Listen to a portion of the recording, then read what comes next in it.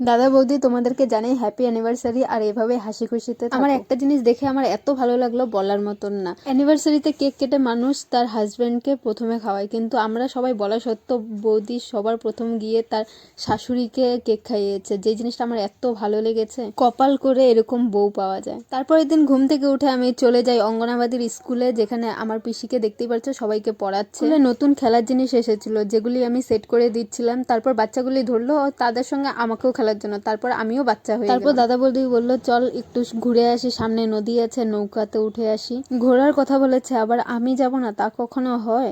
তারপর নৌকা দিয়ে নদী পার হয়ে আমরা যখন ওপারে আসি, এসে দেখতে পারি এত সুন্দর একটি জায়গা, রবার্ট বাগান, দেখার মতো জায়গা। वादा करो नहीं छोड़ोगी तुम मेरा साथ जहाँ तुम